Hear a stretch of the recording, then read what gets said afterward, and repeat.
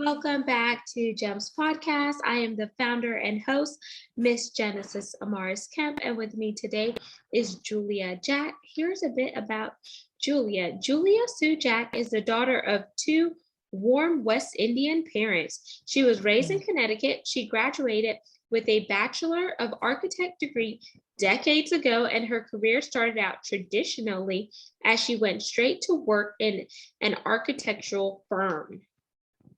Let alone, she would claim that her most empowering and life-changing professional experience was in her work at Capital Workforce Partners in collaboration with Habitat for Humanity, where she endeavored to engage young men and women in the fields of construction.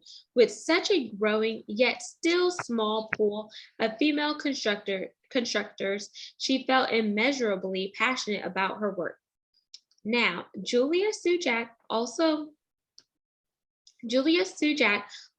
proclaims she is a jack of all trades, but master of only one. Me facing 50. Y'all, she's the golden age. And without further ado, please welcome Julia Jack, where we will talk about all things women over 50. Nice.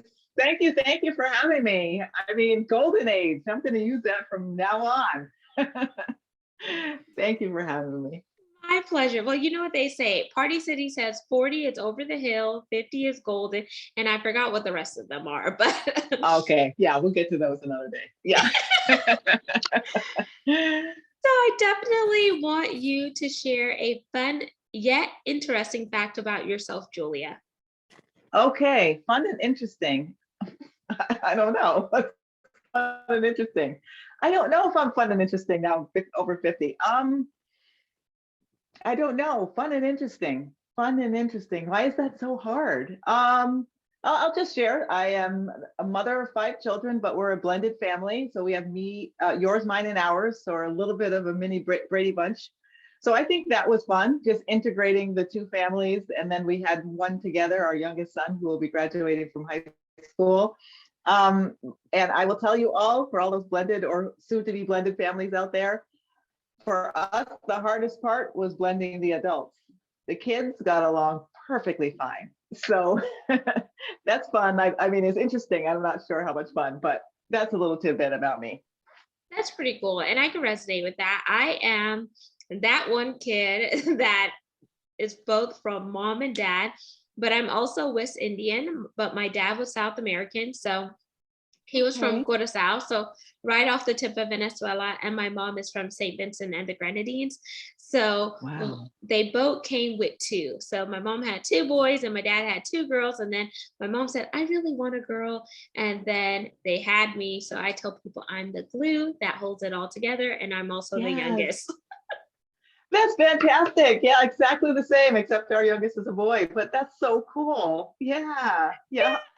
So I always like when my guests share their fun and interesting facts, because it's like, oh, wow, I would have never guessed that or anything like that. Yeah. But it's also a good icebreaker for the viewers as well as the listeners to connect more with you on a personal level. Mm-hmm. So when you think about women and empowering women over 50, why is this your passion area? Well, it started out when I was about to turn 50. My father had passed away. My father passed away about 6 months before I was about to turn 50. And so when I hit that 50 mark, my father was only about 30, 35, 50. I'm less than 30 years older than me. So I was thinking to myself, if I only have 30 years left, that's not a lot of time. The first 50, my kids were little and then they were big. And then I was 50, just like that. So that's sort of what sparked it in me. And then I started to think and look and see the world and see just, forgive me, everyone, okay? Don't give bad comments, just be encouraging. But I felt like I looked out in the world and I saw a lot of older women with the lack of character that I thought we should have when we become sort of the elder women, that we need to really peel off all that other stuff that we used to deal with when we were younger. And we do it in some part when we get 50. we start to get comfortable with our bodies and we accept, lots of different things about us. We start to look at our journeys and try to understand it. But it just seems to be at a sort of a basic level. I want us to know that figuring out where we are is not where we end, that we really need to now take that as a springboard to go higher, not only because we have been blessed with 50 years plus of life, but because there's others coming up behind us that are watching us. And so I just wanted to encourage this generation. I know we talk about wrinkles and we talk about menopause and we talk about gray hair and we talk about dating after 50 if you don't have a spouse, and all of those other things, and they are important. But without character development, what have you left behind in the world? So I left a pretty picture that it'll probably get lost. And, I might have left a spouse who loves me, but for our communities at large and for the younger women coming up behind us, what have we left? What's the big wave or ripple that we're leaving in the world when we leave? So don't just go to an old folks home or an elderly complex or living with your daughter and son and just fade away into the sunset. You have so much more to offer. So stay out there and get out there if you're not already out there. So that's sort of where it came from in a nutshell. I love that. And with that, you started the F50, which is your women movement. And it's a moment created to provoke women facing 50 and beyond. And you say it's into a mindful, purposeful, passionate pursuit of their life, career, family, spirit, and beyond. So whenever you created F50 Woman, was it an idea that just started on paper or did it start in your head? Walk us through that journey and from inception to conception, if that makes sense. It very much makes sense, but I don't know if you want to walk through a journey in my head. That might be a different podcast. No, but that's a great question because let me try to, because it was a long journey. It was a few years of self-seeking and questioning. And I really, like I said, my father passed away. I turned 50. My career felt like it was stalled. I had a lot of different opportunities, but I was flatlined and I was frustrated. There were things that were happening in my personal life that kept happening over and over all of these years, 50 years of life. It kept happening. And I just, the brakes went on and I said, you know what? This can't be the world doing this to me. There's something wrong with me. So I turned the mirror back at myself and I said, what are you doing or what are you not doing? Yes, exactly. What are you doing or are you not doing that got you here and that keeps getting you here? Why are you not moving forward? And so I went through a process. I put myself through a process of 30 days of discomfort, what I called it. I purposely came up with things that made me uncomfortable. Talking to people in the grocery store, any types of things that would make me feel uncomfortable, spending time just doodling for like a couple of hours, which, after a while, you're sort of like, I'm done. But to make myself keep going, just things like that, going outside and walking in front of my office, walking around the parking lot, talking out loud, praying out loud. Don't worry about if somebody hears you, just those kind of things, because I just wanted to shift out of the pattern of thinking that I was in over years after years after years. So after that, and then I started questioning, why do you have me here, God? What's my point? What's my purpose? And so I got to a point, not only realizing that it was me that had me stuck, but also I turned around and I looked at my story and I tried to figure out, okay, where did I come from? What am I like? What's my natural personality? Where do I naturally fit in the business that I'm in? And I thought back, and again, my dad was a big part of this whole picture because he was so smart. I mean, he taught himself 3 different languages. He had a PhD in chemistry, then he got a master's degree in economics. He read everything, remembered everything. He was just the smartest man on the planet. And so I wanted to be like him, but he was very masculine. He was very intelligent and very masculine. And I tried for years to be that. And I realized it just doesn't work for me.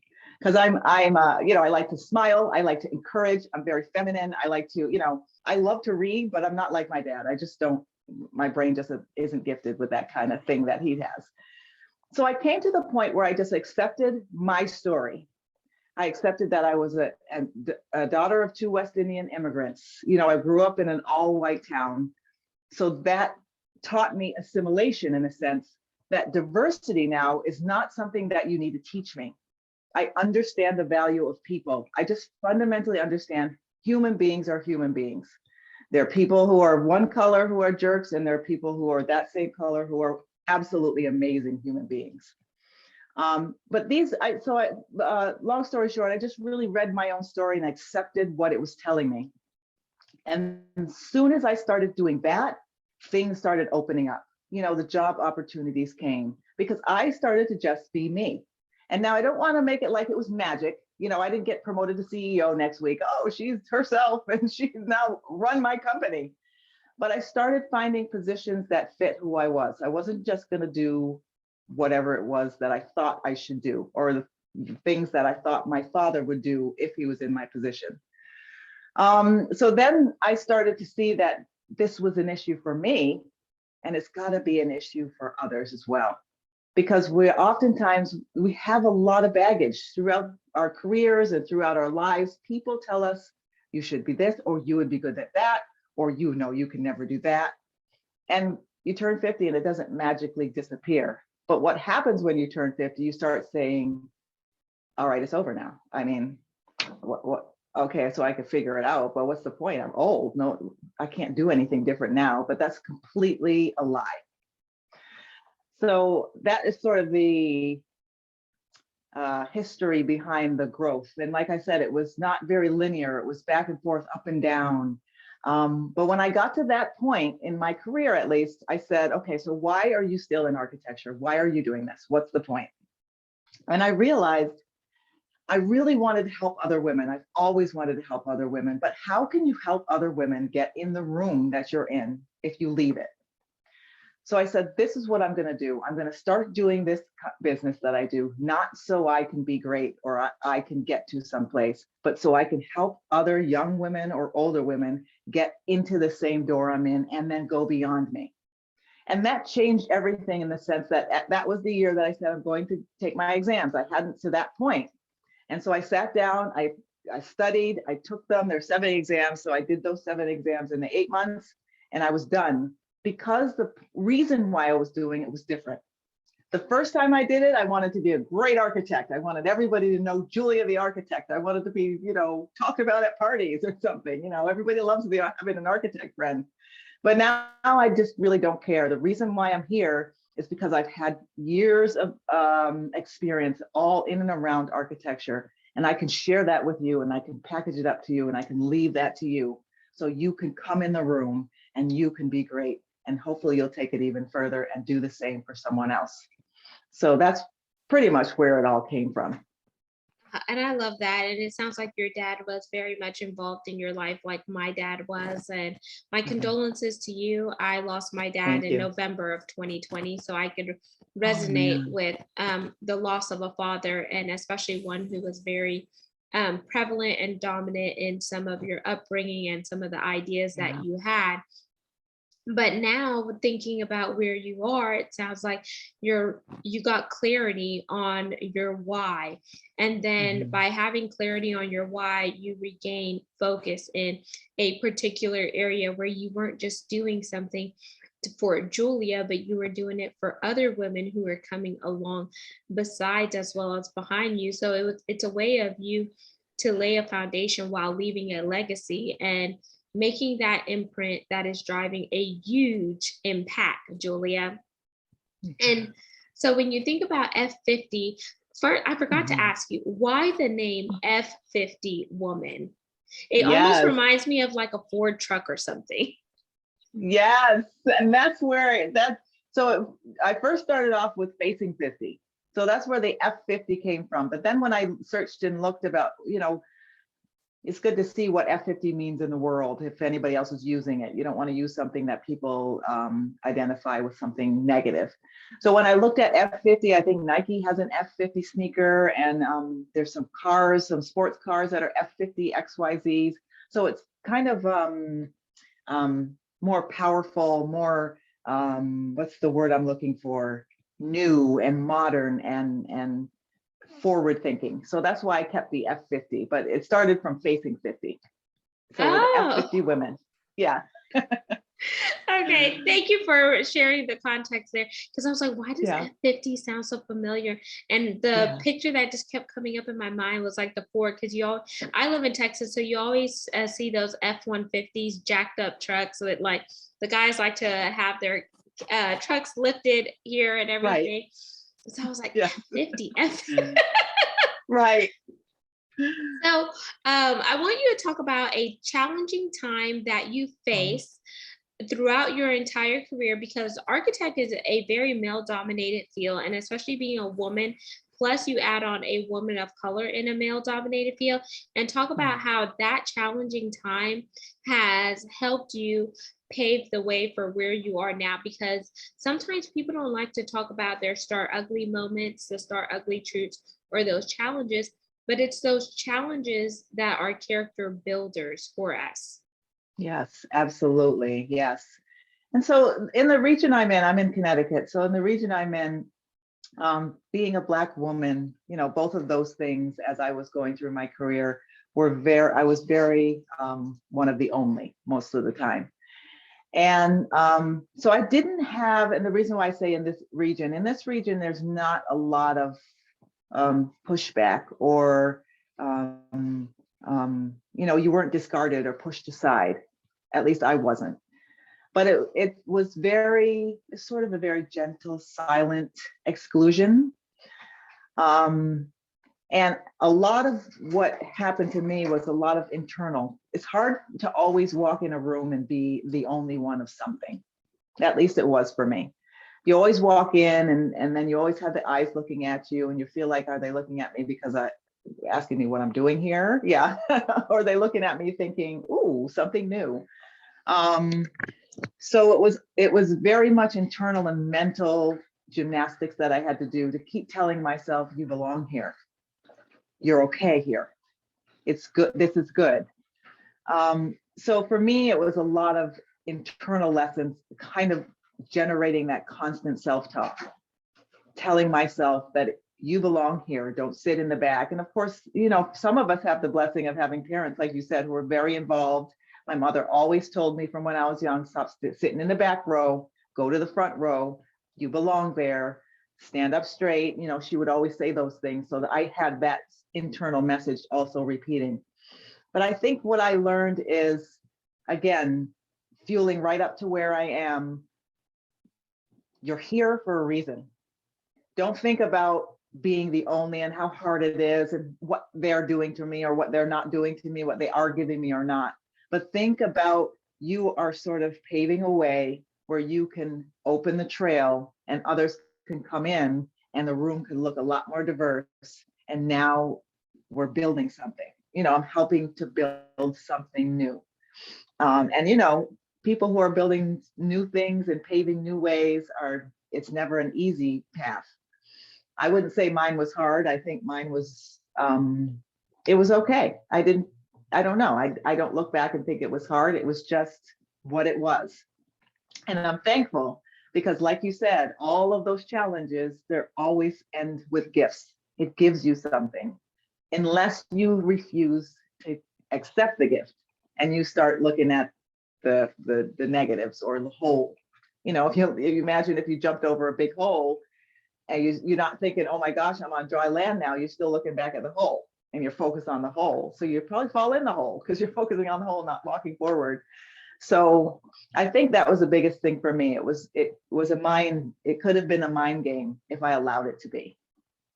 And thank you for sharing that, because just like the example and the challenge you just shared, there's a lot of women that are dealing with something similar, but they may not know how to really navigate it without allowing it to affect them mentally, physically, emotionally, and personally. And it could be very taxing where they end up getting out of the race too soon. But if they would have just weathered the storm and remained steadfast, there's another woman who they could have passed the torch to.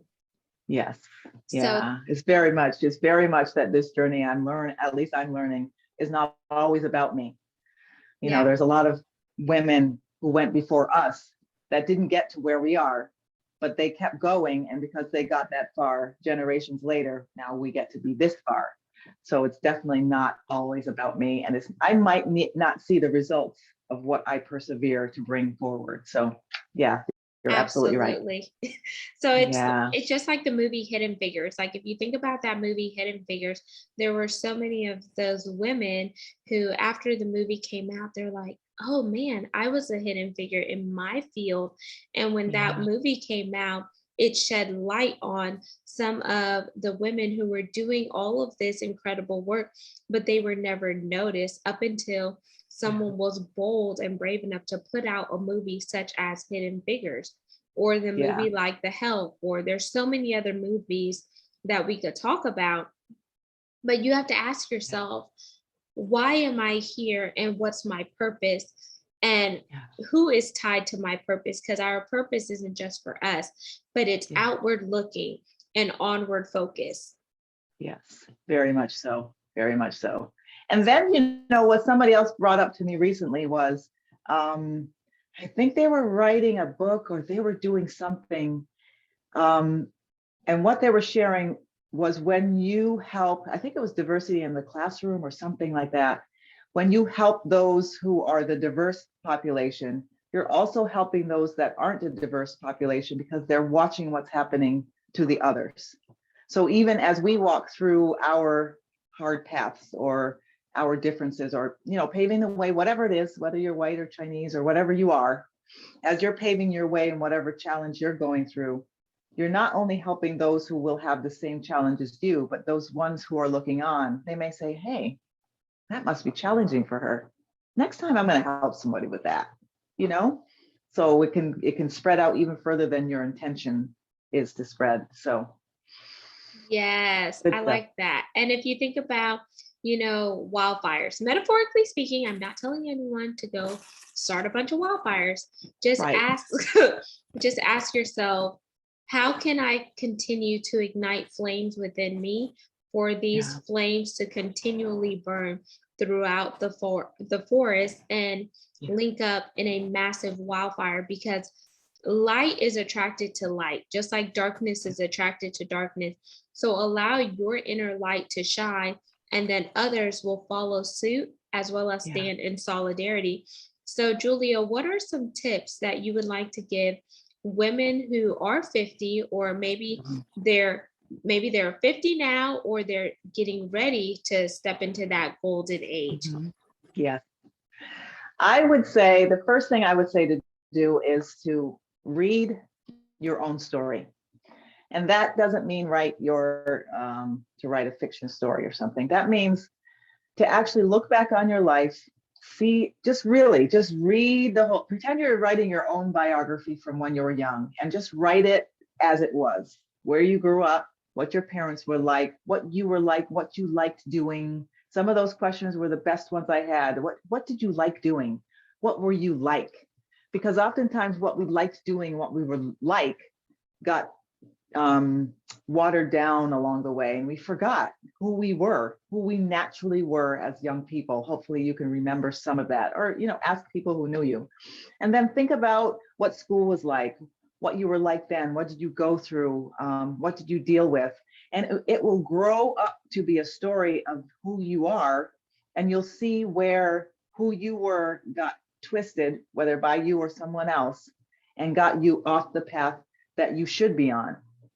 So I'm a big proponent for writing and reading your own biography, because that will help you to figure out where you go from here to connect back to that person who was born, who God had a purpose for, and what that purpose is. So, a lot of times they say, find your why, find your purpose. And we struggle to figure out what I do best. And it's very much current focus on right now. But I think your purpose and your why came with you when you were born. And if you look back and you think back, you'll discover something that you might not discover just by going through a current purpose why scenario. I was talking to a group of women, and one of the ladies in the audience, when I went through an exercise of writing your story, reading your biography, she said that she is I don't know, she said that she's a assertive person or something like that. She kept saying it, but the way that she kept saying it, it was almost like that's either her defense to life or somebody told her to be that. And so there are a lot of times that we feel like we are something, but it's really our reaction to life rather than our inward expression of who we were put here to be. So that is my one biggest piece of advice. The second piece of advice would be, don't stop, don't quit, and yes, go do that thing. Don't say I'm 50 years old and I can't change my career now because I've been doing this so long. No, don't say that. You can pivot your career. You can use the skills you have now to do something else. I'm not saying it's going to be easy, but I just really, really, really want ladies who are 50 and over to understand you don't have much more time. You know, I've known two girlfriends of mine now so far, who one, she went out, her husband went out for a jog, she went out, she came home, and he was no longer alive when she got home. Another woman, Saturday night, they were hanging out, everything was fine. Sunday, he just didn't wake up. And so what I have learned from those situations is that you do not know how many more days you have left. And the older you get, the more likely it is you might only have one more day. So live every single day as if it is your last, but act like it's not. So when I say that is, I mean, do today, live today. Don't think, oh, you know, I'm not going to hug my husband, he's making me mad. But you might not get to hug him tomorrow. And I'm telling you, I've seen it. It's painful. So act like today is the last day. I've got to tell people I love them. I've got to encourage that person. I've got to, I don't know, cook that dinner. But then I say, act like you're going to have that, like it's not your last day. So in other words, don't go and kick the neighbor because I'm not going to be here tomorrow anyway. So, you know, so act like you're going to be here forever, and act like what you do is going to be left here forever with your name on it. So those are my couple of pieces of advice. Just, you are not done yet, but you don't have much more time. So do it now. If you want a relationship with God, go after it 100% right now. If you want to write a book, start now. Maybe you'll only get a chapter, but oh my gosh, the people who read it will be like, she was working on a book. And that chapter, you never know, might be the one that changes that person's life who reads it. So those are my two pieces of advice. That is amazing. And thank you for giving that advice. And a song came to my head. It's a country western song. And it's like, live like you were dying. And it's like, I went skydiving. I went Rocky Mountain climbing. I went 3.7 seconds.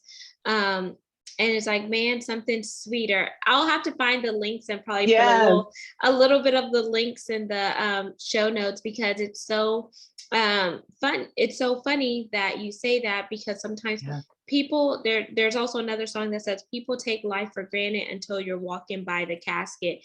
You take life for granted until you see them in the hospital room. You take life for granted when you no longer hear their voice, and etc. So what are you taking for granted now? Yes, that is the question. Yes. Yeah. What are you taking for granted now? Yes. I'm going to write that down. We want you guys to think about that question, and we hope that it sparks something inside of you so you could really be intentional with the now and be present with yourself right now.